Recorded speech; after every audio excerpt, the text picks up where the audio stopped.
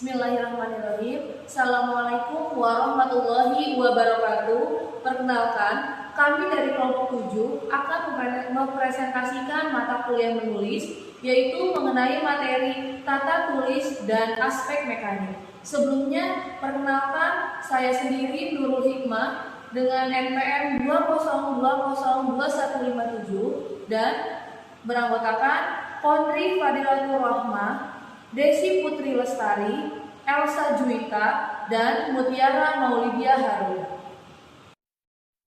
Assalamualaikum warahmatullahi wabarakatuh. Terima kasih saudara moderator atas kesempatan yang diberikan kepada saya untuk menjelaskan slide keempat hingga keenam, yaitu tentang penulisan huruf. Penulisan huruf besar atau huruf kapital. Yang pertama, huruf besar atau huruf kapital dipakai sebagai huruf pertama. Kalimat berupa petikan langsung, misalnya, dia bertanya, "Kapan kita pulang?" Orang itu menasihati anaknya, "Berhati-hatilah nak," tanda seru lalu ditutup dengan petik. "Mereka berhasil meraih medali emas," katanya. Lalu yang kedua, huruf besar atau huruf kapital dipakai sebagai huruf pertama dalam ungkapan yang berhubungan dengan hal-hal keagamaan. Kitab suci dan nama Tuhan termasuk ganti nya. Nya dalam arti N huruf besar lalu ya. Misalkan, "Limpahkan rahmat-Mu ya Allah," M-nya besar. M untuk kata mu itu M-nya M besar. Atas kehendaknya, nya N pada katanya N-nya itu huruf besar. "Percayalah Tuhan," Tuhan T-nya besar, "akan selalu melindungi hamba-Nya." Nya-nya di sini juga N-nya huruf besar. Selanjutnya, masjid adalah tempat ibadah umat Islam. Selanjutnya yang ketiga, huruf besar atau huruf kapital dipakai sebagai huruf pertama nama gelar, kehormatan, keturunan, agama, jabatan, dan pangkat yang diikuti nama orang. Misalnya, Raden Ajeng Kartini. Raden Ajeng, R-nya besar, Ajeng, A-nya juga besar. Pergerakan itu dipimpin oleh Haji Agus Salim. H-nya untuk kata haji, H-nya H besar. Sidang itu dipimpin oleh Presiden Republik Indonesia. Presiden Republik Indonesia, untuk kata presiden, P-nya huruf besar. Yang keempat, kata-kata van, den, da, de, di, bin, dan ibnu yang digunakan sebagai nama orang tetap ditulis dengan huruf kecil, kecuali jika kata-kata digunakan sebagai nama pertama atau terletak pada awal kalimat. Misalnya, JJ de Hollander atau JP van Bruggery, Vasco da Gama. Nah, untuk kata de Hollander itu D-nya kecil. Van Bruggery itu V-nya untuk kata van itu kecil. Dan Vasco da Gama, da-nya itu hurufnya kecil. Yang kelima, huruf kapital dipakai sebagai huruf pertama nama bangsa, suku bangsa, dan bahasa. Misalnya, bangsa Eskimo itu E-nya untuk kata Eskimo itu huruf besar. Suku Sunda, untuk kata Sunda, S-nya huruf kapital besar untuk kata S. Dan bahasa Indonesia, bahasa B-nya kecil, Indonesia, I-nya besar. Selanjutnya, huruf kapital dipakai sebagai huruf pertama nama tahun, bulan, hari, dan hari raya. Misalnya, tahun 1998 Masehi adalah tahun yang suram bagi perekonomian kita. Nah, proklamasi kemerdekaan Indonesia dilaksanakan pada hari Jumat 17 tahun Masehi. Selanjutnya yang ketujuh, huruf kapital dipakai sebagai huruf pertama unsur-unsur nama dari geografi. Misalnya, Amerika Serikat, Jakarta, Korea Selatan. Semua huruf-huruf untuk nama negara atau nama kota itu menggunakan huruf kapital. Yang selanjutnya, huruf kapital dipakai sebagai huruf pertama semua unsur nama resmi negara, lembaga, lembaga resmi, lembaga ketatanegaraan, badan, dan nama dokumen resmi. Misalnya, Pasal 36 Undang-Undang Dasar 1945 menyatakan bahwa bahasa negara adalah bahasa Indonesia. Jadi untuk kata pasal 36 Undang-Undang Dasar itu menggunakan huruf kapital di huruf P dan U. Presiden dan Wakil Presiden Republik Indonesia mengucapkan sumpah di depan sidang umum Majelis Permusyawarahan Rakyat. Untuk lebih jelasnya, teman-teman bisa melihat pada salindia yang kami share di grup. Assalamualaikum warahmatullahi wabarakatuh. Nama saya Desi Lestari, MTN 202121500096. Saya akan menjelaskan materi penulisan huruf kapital yang ke-9, yaitu huruf kapital dipakai sebagai huruf pertama semua kata, termasuk semua unsur kata ulang sempurna. Di dalam judul buku, majalah, surat kabar, makalah, kecuali kata tugas seperti di, ke, dari, yang, dan, untuk, yang tidak terletak pada posisi awal. Misalnya, Idrus mengarang buku dari S. Maria ke jalan lain ke Roma. Contoh yang kedua yaitu dia adalah agen surat kabar Sinar Pembangunan. Penulisan huruf yang ke-10 yaitu huruf kapital dipakai sebagai huruf pertama untuk singkatan nama gelar, pangkat, dan sapaan kecuali nama gelar dokter. Misalnya SH yaitu sarjana hukum, SKM yaitu sarjana kesehatan masyarakat, SS sarjana sastra, dan MA Master of Art. Penulisan huruf kapital yang terakhir yaitu dipakai sebagai huruf pertama kata penunjuk hubungan kekerabatan seperti bapak, ibu, saudara, kakak, adik, dan paman yang digunakan dalam penyataan atau pengakuan. Misalnya, surat saudara telah kami terima dengan baik. Contoh yang kedua, hai kutu buku, sedang membaca apa? Contoh yang ketiga yaitu silakan duduk di kata orang itu. Pembahasan yang kedua yaitu penulisan miring. Yang pertama, penulisan miring dalam cetakan dipakai untuk menuliskan nama buku, majalah, dan surat kabar yang dikutip dalam karangan. Misalnya, saya belum pernah membaca buku Negara Kertagama karangan Prapanca. Contoh yang kedua yaitu majalah bahasa dan sastra diterbitkan oleh Pusat Bahasa. Contoh yang ketiga, berita itu muncul dalam surat kabar Suara Merdeka. Yang kedua, huruf miring dalam cetakan dipakai untuk menegaskan atau mengkhususkan huruf bagian kata atau kelompok kata. Misalnya, huruf pertama kata adat adalah K. Contoh kedua, dia bukan menipu, melainkan ditipu. Bab ini tidak membicarakan pengertian huruf kapital. Yang ketiga yaitu huruf miring dalam cetakan dipakai untuk menuliskan nama-nama ilmiah atau ungkapan bahasa asing atau bahasa daerah kecuali sesuai dengan ejaannya. Misalnya, nama ilmiah buah manggis adalah Tarshinia mangostana.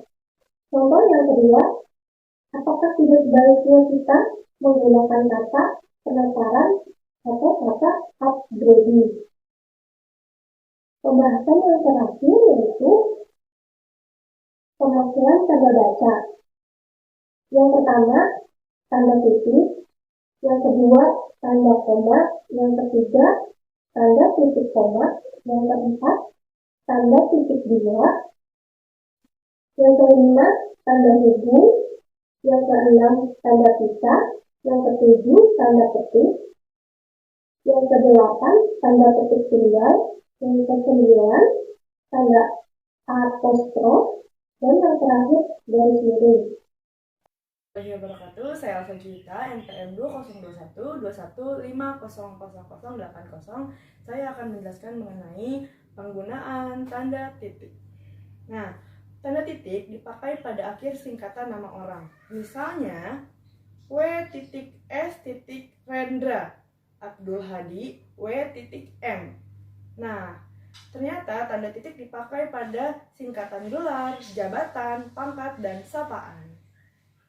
Misalnya DR titik atau disebut juga doktor, S titik ket titik atau disebut juga sarjana kedokteran, S titik PD titik atau disebut juga sarjana pendidikan.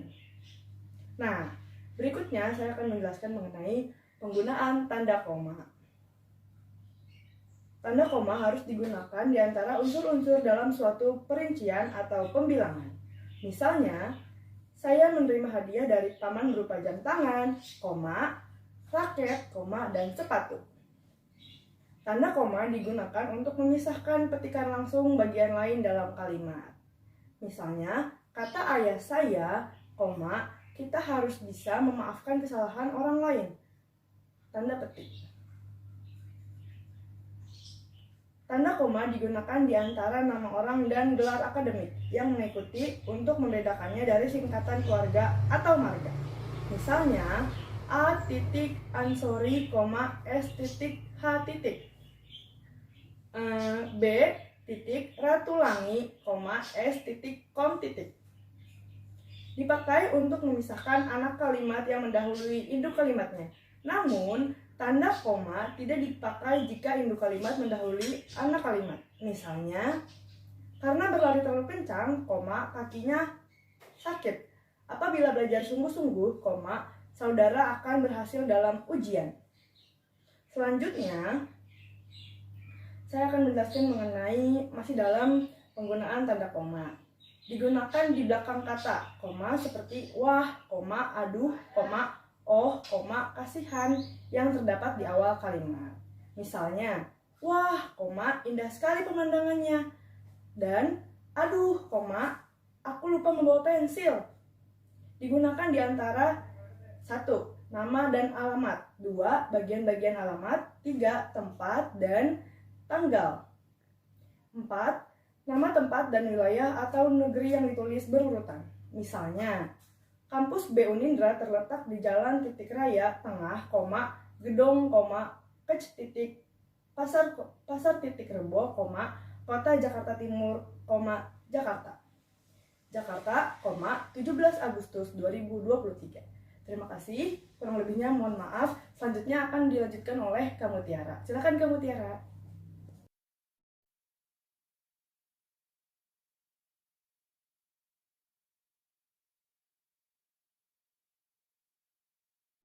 Baik, terima kasih Kak Elsa. Saya Mutiara Maulidi Harun, izin melanjutkan materi yang masih berkaitan dengan penggunaan tanda koma. Penggunaan tanda koma yang selanjutnya yaitu digunakan untuk mengapit keterangan tambahan dan keterangan aposisi. Misalnya, saya Raisa Andriana, koma, perwakilan kelompok 3, koma, izin bertanya. Kalimat tersebut merupakan contoh dari keterangan tambahan.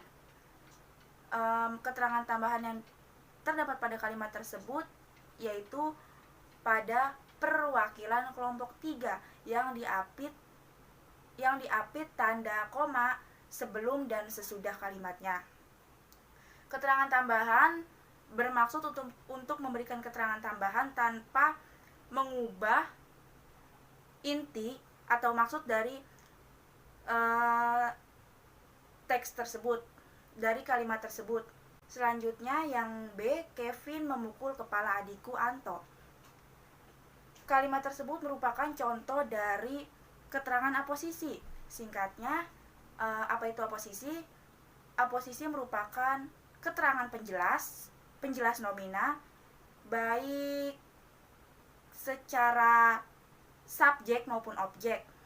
Pada kalimat tersebut, keterangan aposisi memberi penjelasan untuk objek, yaitu kepala adikku, dan kata penjelasnya yaitu Anto, bahwa jadi Anto merupakan nama dari adikku, seperti itu. Materi yang selanjutnya yaitu yang ketiga, penggunaan tanda titik koma. Tanda titik koma dipakai untuk akhir perincian pada klausa. Misalnya, syarat penerimaan pegawai di perusahaan ini adalah titik 2, 1. Berkewarganegaraan Indonesia, titik koma, 2. Lulusan S1 Ilmu Komunikasi, titik koma, 3. Fasih Bahasa Indonesia dan Inggris. Dapat dilihat bahwa setiap di akhir perincian itu selalu ditutup atau diakhiri dengan tanda titik koma. Sedikit tambahan bahwa selama kalimat tersebut belum ditutup dengan tanda titik, maka dia masih menggunakan huruf kecil. Kemudian, tanda titik koma dapat dipakai sebagai pengganti kata penghubung untuk memisahkan kalimat setara satu dengan lainnya dalam kalimat majemuk. Misalnya, ayah menyelesaikan pekerjaan, titik koma, ibu memasak di dapur, titik koma, kakak menulis cerpen. Jadi, selama kalimat majemuk tersebut masih setara, maksudnya keterangan masih sama, masih masih hanya terdiri dari subjek, predikat, objek atau keterangan, seperti ayah subjek menyelesaikan predikat, pekerjaan objek, ibu subjek memasak predikat di dapur keterangan tempat, kakak subjek menulis predikat, cerpen objek. Jadi dari kalimat tersebut masih dibuktikan bahwa semuanya masih merupakan kalimat majemuk setara, bukan bertingkat. Materi yang selanjutnya yaitu yang keempat, penggunaan tanda titik 2 digunakan sesudah kata atau ungkapan yang memerlukan pemberian. Misalnya, Ketua titik 2 Indah Dewi Kusuma, Sekretaris titik 2 Anissa Putri Sabila, Bendahara titik 2 Azza Saidah. Sedikit tambahan, pada huruf awal pada kata ketua, sekretaris, bendahara merupakan huruf kapital karena menunjuk jabatan. Kemudian yang kedua, ada tanda titik 2 dipakai pada akhir suatu pernyataan lengkap bila diikuti rangkaian atau pemberian. Misalnya, mereka memerlukan peralatan tulis titik 2, pensil, penghapus, penggaris, dan ballpoint. Materi yang selanjutnya, yang kelima, yaitu penggunaan tanda hubung atau strip. Tanda hubung dapat dipakai untuk memperjelas hubungan bagian-bagian ungkapan. Misalnya, mesin strip potong tangan, atau yang dimaksud dengan mesin potong yang digunakan dengan tangan, lalu ada mesin potong strip tangan, atau yang dimaksud dengan mesin yang digunakan khusus memotong tangan. Jadi jika dalam berbicara ada jeda untuk memberi penjelasan agar tidak ambigu, dan jika pada penulisan maka digunakan tanda strip agar kata tersebut tidak memiliki makna yang lain atau ambigu. Kemudian tanda hubung dipakai untuk merangkaikan a, se dengan kata berikutnya yang dimulai dengan huruf kapital. Contohnya, jika se diikuti dengan kata tempat seperti se strip DKI Jakarta, se strip Bekasi, se strip Palembang, se strip Jawa Barat, dan lain sebagainya. Kemudian yang B, singkatan huruf kapital dengan imbuhan atau kata. Misalnya surat izin mengemudi, surat izin mengemudiku. Jika disingkat maka SIM. Semuanya menggunakan huruf besar, jadi SIM strip ku. Kemudian ada C, ke dengan angka. Contohnya ada pada kalimat Kerajaan Ternate dipimpin oleh Sultan Syarifuddin bin Iskandar Muhammad Jabir Syah yang menjabat sebagai Sultan ke-49 sejak 2016, menggantikan Sultan Mudaffar Syah II. Kemudian yang D, angka dengan strip an. Contohnya pada 17 strip an yaitu 17-an, 80 strip an yaitu dibaca 80-an, 90 strip an dibaca 90-an. Selain contoh dari yang ada pada Salindia, penggunaan tanda hubung juga biasa digunakan untuk kata ulang. Contohnya ibu-ibu, ibu strip ibu, kemudian bapak-bapak, bapak strip bapak, anak-anak, anak strip anak, pohon-pohon, pohon strip pohon, dan lain sebagainya. Kemudian juga bisa digunakan untuk memisahkan imbuhan dengan kata asing. Misalnya di upgrade, di strip upgrade. Upgrade karena upgrade merupakan kata asing, jadi upgrade penulisannya dimiringkan. Kemudian selain itu ada fashionnya, fashion stripnya.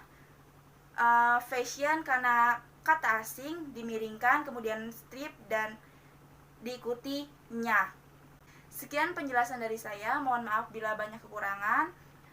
Untuk materi selanjutnya akan dilanjutkan oleh Kak Nurul Hikmah. Kepada Kak Nurul Hikmah dipersilakan. Terima kasih. Yang ketujuh, penggunaan tanda petik.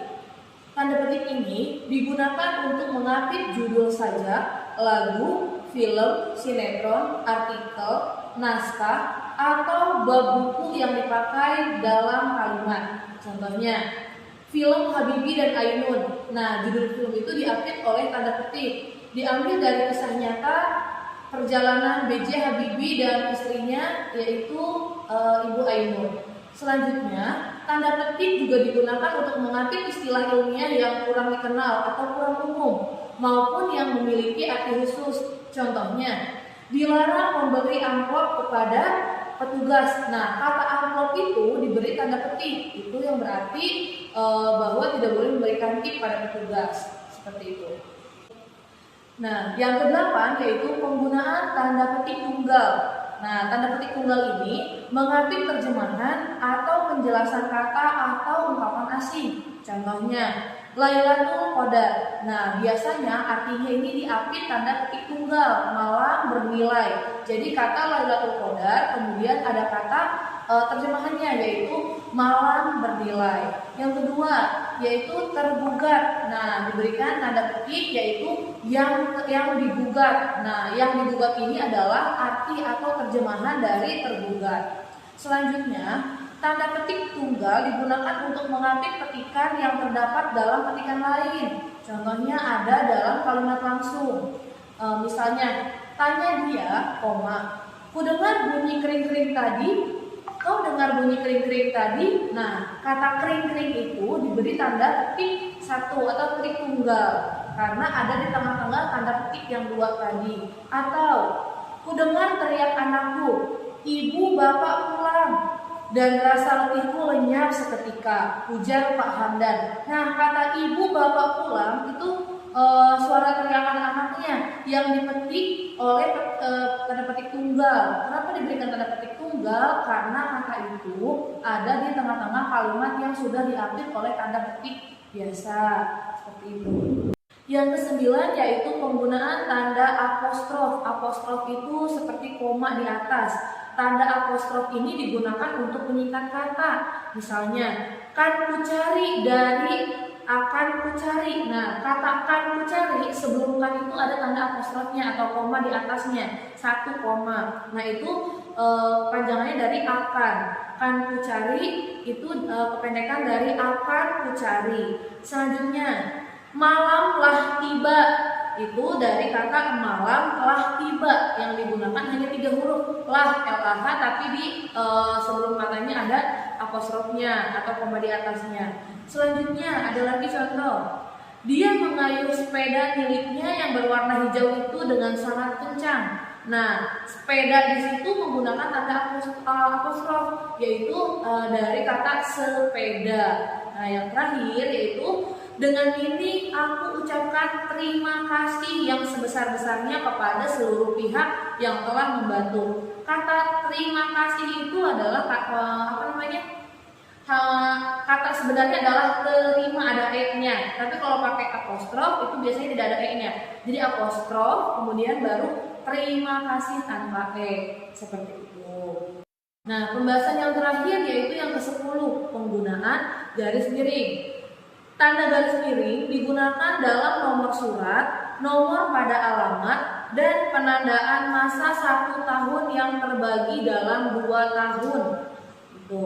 Contohnya nomor surat, kalau yang ada di surat nomor ×2 7 itu adalah nomor terakhir surat, kemudian garis miring, kemudian singkatan lembaga, contohnya SMPN 10, nah garis miring, kemudian bulan 3 menggunakan Romawi, setelah itu garis miring lagi, kemudian tahun terbitnya surat. Selanjutnya contoh garis miring yang digunakan dalam alamat Jalan Kramat 3, misalnya garis miring 10 nomor 10 seperti itu, atau blok A garis miring 3 berarti blok A nomor 3 seperti itu.